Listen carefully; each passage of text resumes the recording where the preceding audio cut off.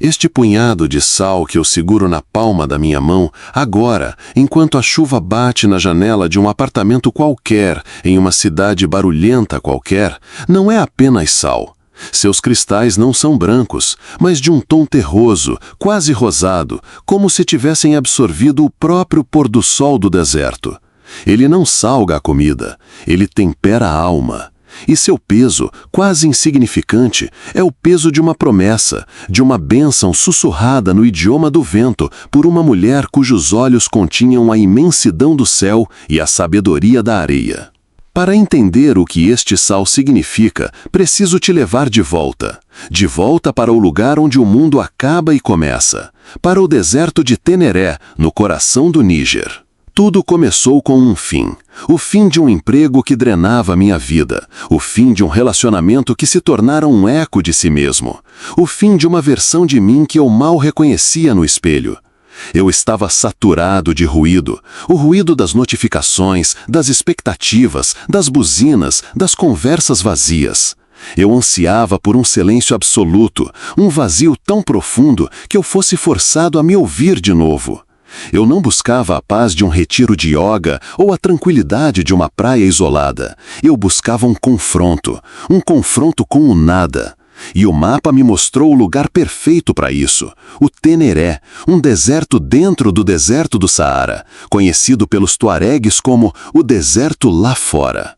Um oceano de areia de 400 mil quilômetros quadrados, tão vasto e implacável que até mesmo os nômades o tratam com uma reverência que beira o medo. A porta de entrada para esse vazio era Agadez, uma cidade de barro e poeira, pulsando com uma energia caótica e antiga. Ao chegar, o baque foi imediato.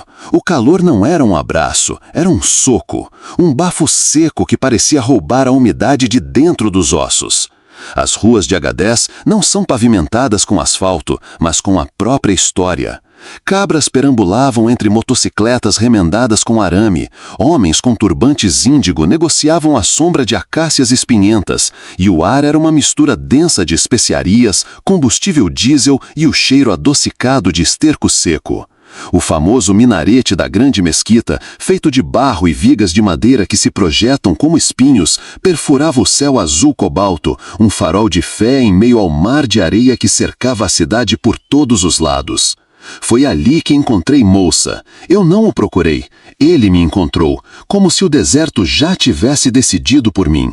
Eu estava sentado em um café minúsculo, bebendo um chá de menta tão doce que fazia os dentes doerem, tentando entender o mapa que mais parecia uma pintura abstrata. Ele se aproximou em silêncio, um homem alto, esguio, com a pele curtida pelo sol a ponto de parecer couro trabalhado. Seus olhos, no entanto, eram jovens e faiscavam com uma inteligência astuta. Ele usava o tagelmust, o turbante véu tuaregue, enrolado com uma elegância que desmentia sua função prática. O tecido azul índigo profundo cobria seu rosto, exceto pelos olhos. Você não parece perdido, ele disse em um francês com o sotaque gutural do tamacheque, a língua tuaregue. Você parece estar procurando o lugar certo para se perder. Eu sorri. Ele tinha me lido em 30 segundos. Algo assim, respondi. O Teneré não é um lugar para se perder, é um lugar para se encontrar, ou para ser desfeito. Depende do que você carrega aqui dentro, ele disse, tocando o próprio peito. Meu nome é Moussa, eu posso te levar. Não houve negociação de preço, não houve discussão de roteiro. Houve uma troca de olhares. Um acordo selado na confiança mútua que brota em lugares onde a vida é frágil. Moussa não era apenas um guia. Ele era um filósofo da areia, um filho do deserto que lia as dunas como um estudioso lê um livro antigo. Nos 2 dias seguintes, ele me ajudou a preparar. Não se tratava de comprar equipamentos de camping de última geração. Tratava-se de desapego. Deixar para trás o supérfluo. A lição começou ali. No deserto, o que te salva não é o que você carrega, mas o que você sabe deixar para trás. Compramos galões de água, sacos de painço, tâmaras, um pouco de carne seca e tijolos de chá. Nosso veículo era uma Toyota Land Cruiser dos anos 80, uma besta de metal com mais cicatrizes do que lataria lisa, que Moussa chamava carinhosamente de a Gazela. Partimos de Agadez ao amanhecer. A cidade de barro foi engolida pela poeira em questão de minutos. A transição foi brutal. A estrada, se é que se pode chamar assim, desapareceu. O que restou foi uma sugestão de trilha, marcada ocasionalmente por uma carcaça de pneu ou um arbusto solitário e ressequido. O mundo se reduziu a 3 cores: o marrom amarelado da areia, o azul profundo do céu e o branco ofuscante do sol.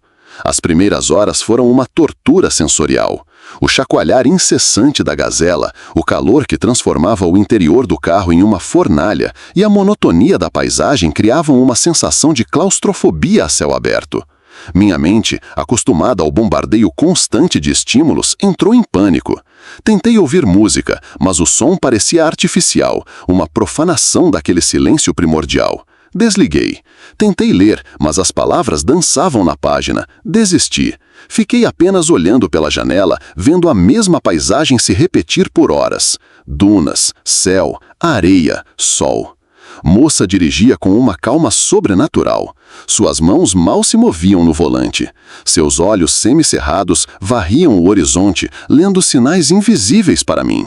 Uma ondulação diferente na areia, a direção do vento, a sombra sutil de uma nuvem distante. Ele não falava muito, mas quando falava, suas palavras eram como gotas de água em terra seca. O deserto testa sua paciência primeiro, ele disse, sem tirar os olhos da trilha imaginária. A mente da cidade é barulhenta, ela grita por distração. Aqui não há nada para distraí-la. Então ela começa a gritar com você. Você precisa deixá-la gritar até cansar. Só então você começa a ver. Na primeira noite, paramos no meio do nada absoluto.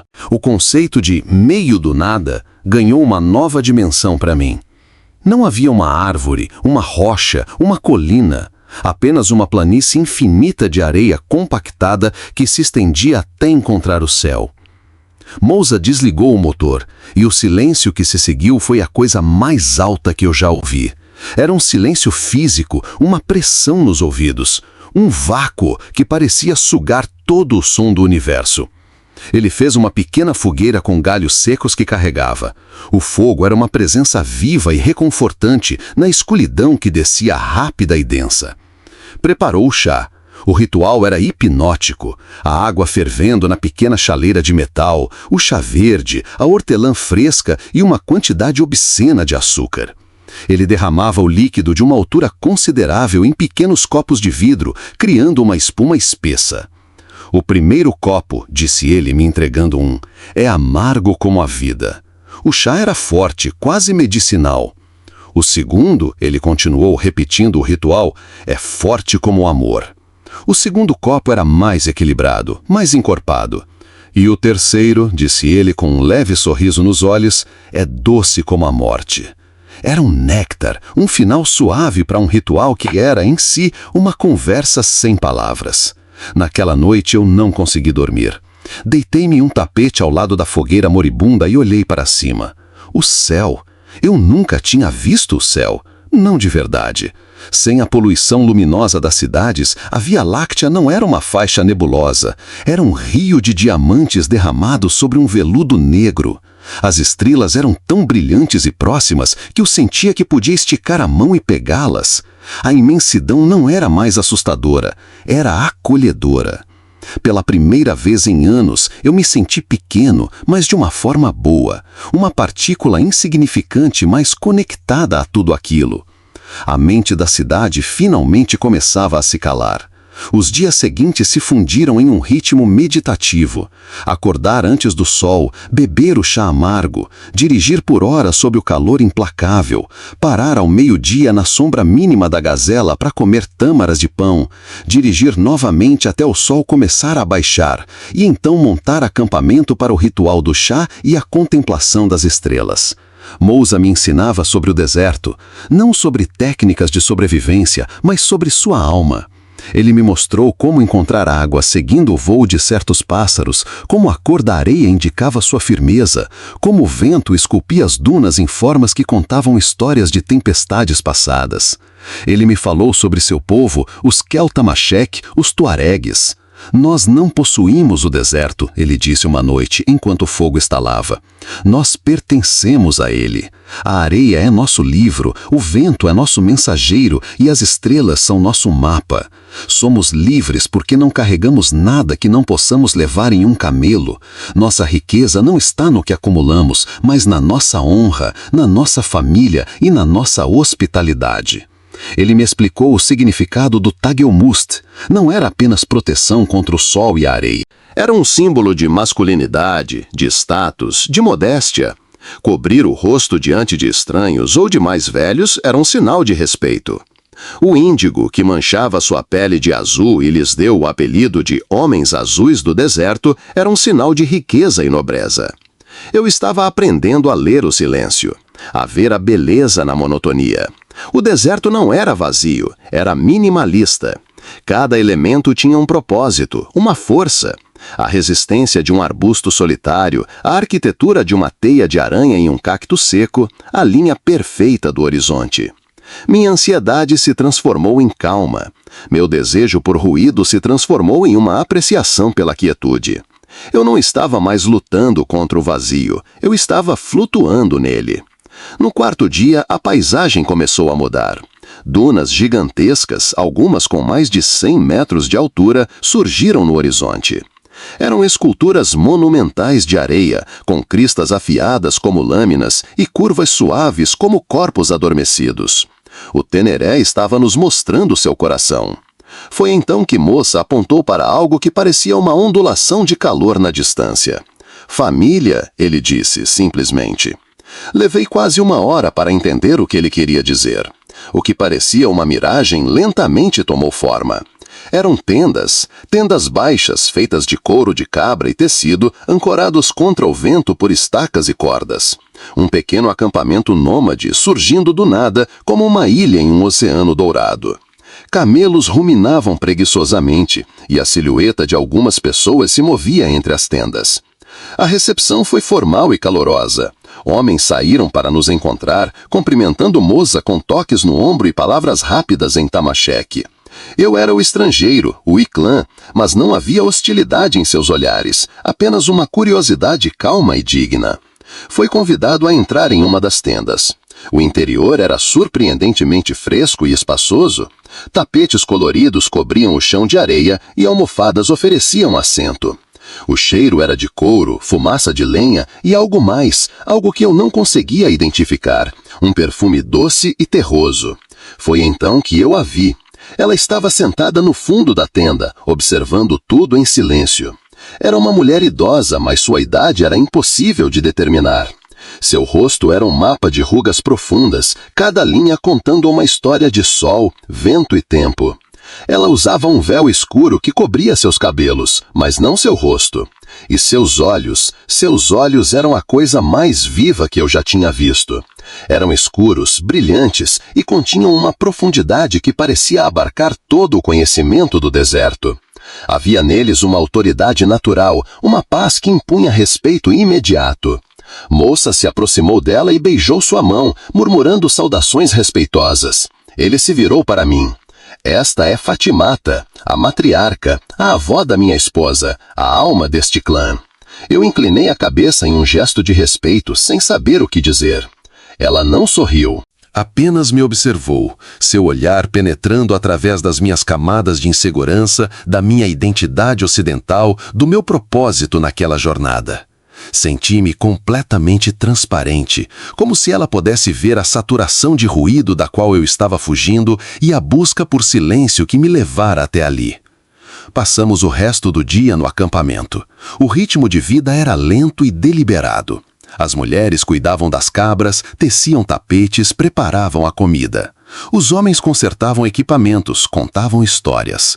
As crianças corriam e brincavam com uma liberdade que eu nunca tinha visto, seus risos ecoando na vastidão. Fui convidado a compartilhar a refeição da noite, um cozido de painço com pedaços de carne de cabra, comido com as mãos de um prato comunitário. A comida era simples, mas tinha o sabor da partilha, da comunidade. Ninguém me fez muitas perguntas. Minha presença era aceita como um fato, como a presença do vento ou do sol. Eu era um convidado e a hospitalidade tuaregue, a tamanite, é sagrada. Sentei-me por um longo tempo apenas observando. Observando a forma como interagiam, a economia de gestos, a importância do olhar, a música da sua língua. Eu era uma testemunha silenciosa de um mundo que existia completamente fora do meu, regido por leis e valores que a minha sociedade havia esquecido há muito tempo.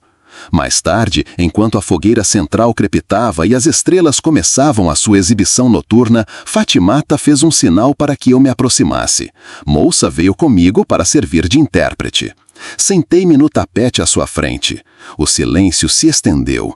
Eu podia ouvir minha própria respiração. Ela falou, sua voz era baixa e rouca, como o som de pedras se movendo. Moussa traduziu. Ela diz que seus olhos estavam barulhentos quando você chegou, disse Moussa, cheios de poeira de um mundo rápido. Agora eles estão começando a limpar. Eu assenti sem palavras. Fatimata estendeu a mão. Não para mim, mas para uma pequena bolsa de couro que estava ao seu lado. Com gestos lentos e reverentes, ela a abriu e despejou um pequeno monte de sal na palma de sua mão enrugada. Era um sal grosso, impuro, de cor ocre. Ela diz que este é o sal de Bilma, traduziu Moussa. É o sal das caravanas. Nossos ancestrais cruzaram o Teneré por 1000 anos para buscá-lo. Este sal não é apenas para comer. Ele preserva, ele purifica, ele representa a riqueza da terra e a resistência do nosso povo. Uma vida sem sal é uma vida sem sabor, sem força. Fatimata aproximou o sal de seus lábios e sussurrou palavras que eu não compreendi. Eram sons antigos, uma prece, uma bênção, um encantamento. O vento pareceu parar para ouvir. O fogo pareceu aquietar suas chamas. Ela então estendeu a mão aberta para mim. Hesitei por um segundo. Pegue, disse Moussa suavemente. Estendi minha mão e ela virou a dela sobre a minha, deixando os cristais de sal caírem na minha palma. Eram quentes do calor de sua pele. Seu toque foi breve, mas foi como se uma corrente elétrica tivesse passado por mim. Uma conexão, um reconhecimento. Ela falou novamente, seu olhar fixo no meu. Ela lhe oferece uma bênção, traduziu Moussa, com uma voz carregada de emoção. Que este sal lhe proteja dos espíritos maus e da pressa do seu mundo. Que ele o lembre do valor do silêncio e da força que existe na simplicidade. Que você nunca se esqueça do caminho de volta para si mesmo e que você carregue um pedaço do deserto em seu coração, para que ele nunca se sinta vazio. Eu olhei para o sal na minha mão e depois para ela. E pela primeira vez vi um leve sorriso curvar os cantos de seus lábios. Naquele momento, a barreira da língua, da cultura, da idade, do mundo, simplesmente se dissolveu. Não éramos um mochileiro ocidental e uma matriarca tuaregue. Éramos duas almas se comunicando em uma linguagem universal, a da dignidade, do respeito e da conexão humana. Senti uma onda de gratidão tão avassaladora que meus olhos se encheram de lágrimas. Eu não estava mais buscando o vazio. Eu tinha encontrado a plenitude no lugar mais improvável. Fechei a mão sobre o sal, sentindo a textura granulada contra minha pele. Por favor, eu disse a moça, minha voz falhando. Diga a ela que eu não tenho palavras para agradecer. Diga a ela que esta é a coisa mais valiosa que eu já recebi. Moussa traduziu. Fatimata apenas assentiu lentamente, seus olhos dizendo que ela já sabia. Deixamos o acampamento na manhã seguinte, seguindo o mesmo ritual de partida silenciosa e respeitosa. A jornada de volta para Agadez foi diferente. O deserto não parecia mais monótono. Em cada duna, em cada sombra, em cada grande areia varrido pelo vento, eu via a história, a resistência, a beleza. O silêncio não era mais ausência de som, era a presença de algo muito maior. Eu não estava mais sozinho. Eu carregava comigo a bênção de Fatimata, o peso simbólico do sal na minha bagagem. Quando a gazela finalmente apontou no horizonte poeirento de Agadez, senti um aperto no coração. O ruído da cidade, que antes me parecia excitante, agora soava como uma cacofonia sem sentido. O cheiro de diesel e fritura, que antes era o cheiro da aventura, agora parecia sujo. Eu havia mudado. O deserto não me deu o vazio que eu procurava. Ele preencheu um vazio que eu nem sabia que existia. A despedida de moça foi como o nosso encontro, simples e profunda. Lembre-se das lições do chá, meu amigo, ele disse, apertando meu ombro. A vida pode ser amarga, o amor deve ser forte e a paz, no final, é doce. Não se esqueça disso. Ele não aceitou nenhum dinheiro extra, apenas o combinado. Sua honra era seu pagamento. Eu o vi desaparecer de volta para o seu mundo, o mundo da areia e das estrelas, deixando-me na fronteira do meu. E assim, volto para o presente, para este apartamento, para esta chuva, para este punhado de sal na minha mão. Eu o guardo em uma pequena caixa de madeira. Não o toco com frequência, mas sei que ele está ali. É meu ponto de ancoragem. Um lembrete tangível de uma verdade que aprendi no coração do Saara. A verdade de que a verdadeira conexão não precisa de palavras. Que o respeito é a ponte mais forte entre duas culturas. E que às vezes você precisa se perder no maior vazio do mundo para encontrar o que realmente importa. Eu fui ao Teneré em busca de silêncio para poder me ouvir. Mas o que encontrei foi muito mais profundo. Encontrei a voz dos outros, a sabedoria ancestral sussurrada no vento, a dignidade de um povo que vive em harmonia com um ambiente que mataria a maioria de nós. E encontrei a bênção de uma mulher idosa em um punhado de sal. Uma bênção que não me prometeu riqueza ou sucesso, mas algo infinitamente mais valioso. Proteção contra a minha própria pressa, contra a superficialidade do meu próprio mundo. Este sal não tempera a comida. Ele me lembra de saborear a vida. E essa, eu descobri, é a maior lição do deserto.